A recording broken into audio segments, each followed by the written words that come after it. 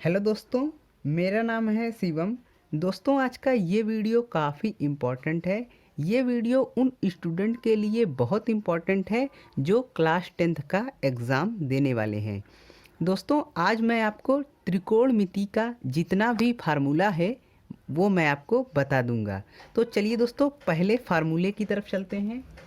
पहला हमारा फार्मूला है sine square theta plus cos square theta equal to 1।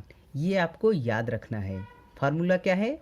Sign square theta plus cos square theta equal to कितना होता है? 1 होता है। दूसरा फार्मूला है 1 plus cot square theta, 1 plus cot square theta equal to cosec square theta. क्या चीज़? Cosec square theta. इसको हम एक तरीके से और लिख सकते हैं। हम कैसे लिख सकते हैं? इसको हम ऐसे भी लिख सकते हैं, कॉट स्क्वायर थीटा मतलब cosec, COSEC, cosec square theta, और इस कॉट स्क्वायर थीटा को बराबर की दूसरी तरफ ले जाएंगे तो क्या हो जाएगा? Minus cot square theta. Cosec square theta minus cot square theta ये किसके इक्वल होता है? ये 1 के इक्वल होता है। ओके, नेक्स्ट फार्मूला है 1 plus tan square theta, 1 plus tan square theta equal to sec square theta. 1 plus tan square theta equal to sec square theta. इसको हम ऐसे भी लिख सकते हैं। इसको हम कैसे लिख सकते हैं? इसको हम लिख सकते हैं sec square theta minus tan square theta equal to 1। Sec square theta minus tan square theta equal to 1। अब दोस्तों आइए कुछ और फार्मूले को देखते हैं। नेक्स्ट फार्मूला है tan theta equal to sine theta upon cos theta. Tan theta बराबर क्या होता है? Sine theta upon cos theta. Next formula है कॉट थीटा। क्या चीज़? कॉट थीटा ये इक्वल होता है cos theta upon sine theta. अर्थात हम ये कह सकते हैं टेन थीटा का अगर हम उल्टा कर देंगे तो कॉट थीटा हमको मिल जाएगा। ओके, कुछ इम्पॉर्टेंट फार्मूले और हैं, मैं आपको लिख देता हूँ, ध्यान से देखिए। मैं स्टार बना के लिख रहा हूँ। Sine theta equal to 1 upon cosec theta. Sine theta equal to 1 upon cosec theta. Okay, cos theta equal to 1 upon sec theta. Okay, tan theta equal to 1 upon cot theta. Okay guys, ये कुछ important हैं, और भी हैं, ध्यान से देखिए। अगर हम कोसेक थीटा बराबर लिखें तो क्या हो जाएगा? ये कोसेक इधर चला जाएगा और साइन इधर आ जाएगा, तो क्या हो जाएगा? 1 अपान साइन थीटा। अगर हम सेक थीटा बराबर लिखें तो क्या हो जाएगा? 1 अपान कॉस थीटा। आप देख पा रहे हैं सेक इधर चला जाएगा और कॉस थीटा इधर आ जाएगा। ओके, अगर हम कॉट थीटा बराबर लिखें तो कॉट थीटा बराबर क्या हो जाएगा? 1 अपान टैन थीटा। ओके, तो ये कुछ इम्पॉर्टेंट फार्मूले और हैं जो आपको याद रखने हैं। ये आपके बोर्ड एग्ज़ाम के लिए बहुत ज़्यादा इम्पॉर्टेंट है। आइए कुछ और इम्पॉर्टेंट फार्मूले देखते हैं। अब गाइस हम बात करेंगे कुछ इम्पॉर्टेंट एंगल के वैल्यू के बारे में। ओके, तो मैं चलिए नेक्स्ट स्लाइड में आपको दिखाता हूँ। तो दोस्तों, नेक्स्ट स्लाइड आपके सामने आ गया है। यहाँ पर कुछ एंगल दिए हैं, अर्थात कुछ कोण दिए हैं, आपको इनकी वैल्यू याद रखनी है। जैसे sine 0 degree, sine 30 degree, sine 45 degree, sine 60 degree, sine 90 degree. तो मैं इनकी वैल्यू भर देता हूँ, आपको वो याद रखने हैं। दोस्तों साइन 0 डिग्री की जो वैल्यू होती है वो 0 होती है। साइन 30 डिग्री की जो वैल्यू होती है वो 1/2 होती है। साइन 45 डिग्री की जो वैल्यू होती है 1/√2 होती है। ओके। साइन 60 डिग्री की जो वैल्यू है वो √3/2 होती है। और साइन 90 डिग्री की जो वैल्यू होती है वो 1 होती है। आइए अब हम नेक्स्ट कॉलम को देखते हैं। नेक्स्ट है कॉस 0 डिग्री। दोस्तों कॉस 0 डिग्री की जो वैल्यू होती है वो 1 होती है। कॉस 30 डिग्री इसकी वैल्यू होती है √3/2। कॉस 45 डिग्री की जो वैल्यू होती है 1/√2। कॉस 60 डिग्री की जो वैल्यू होती है वो 1/2 होती है। और कॉस 90 डिग्री की जो वैल्यू होती है वो 0 होती है। आप थोड़ा सा ध्यान से देखिए, साइन 0 का 0 है, साइन 30 का 1/2 है, साइन 45 का 1/√2 है, साइन 60 का √3/2 है, साइन 90 का 1 है।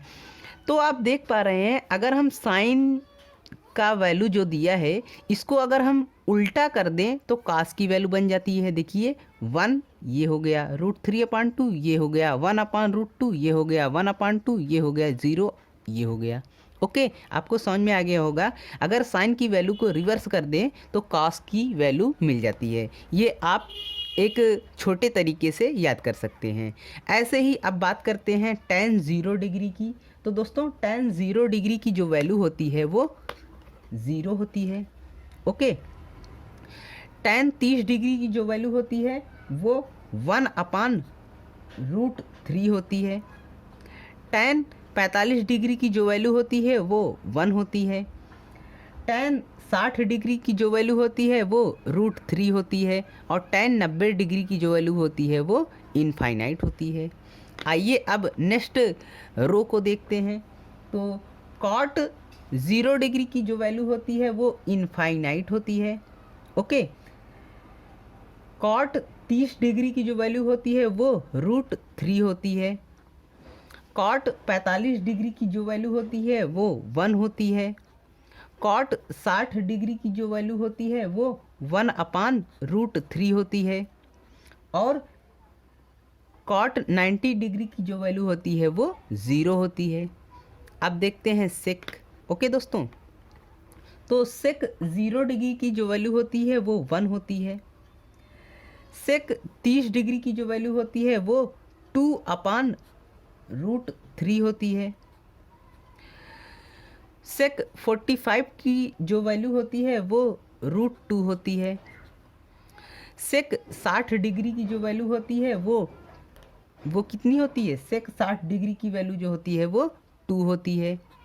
और सेक 90 डिग्री की जो वैल्यू होती है वो इनफाइनाइट होती है। अब हम लास्ट कॉलम पर आ चुके हैं।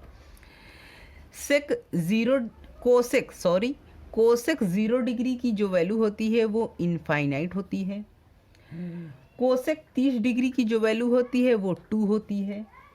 कोसेक 45 डिग्री की जो वैल्यू होती है वो कितनी होती है? वो होती है हमारा √2। ओके, वो कितनी होती है? वो होती है √2। तो मैं रूट बना देता हूँ, गलती से 4 बन गया था, √2। ओके। कोसेक 60 डिग्री की जो वैल्यू है वो कितनी है? 2/√3। और कोसेक 90 डिग्री की जो वैल्यू है वो क्या है? 1 है। इस फ्लो चार्ट को हम कैसे याद करेंगे? तो मैं आपको तरीका बताता हूँ, उससे आप याद कर सकते हैं।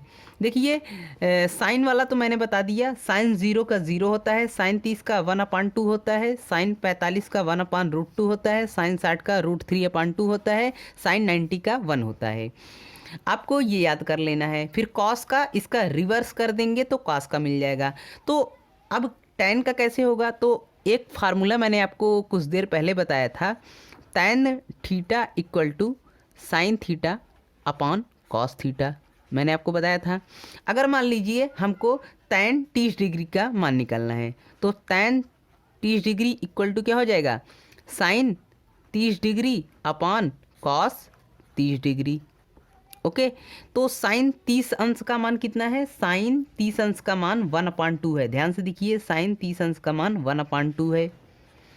ऐसे ही कॉस 30 अंश का मान कितना है? कॉस 30 अंश का मान √3/2 है।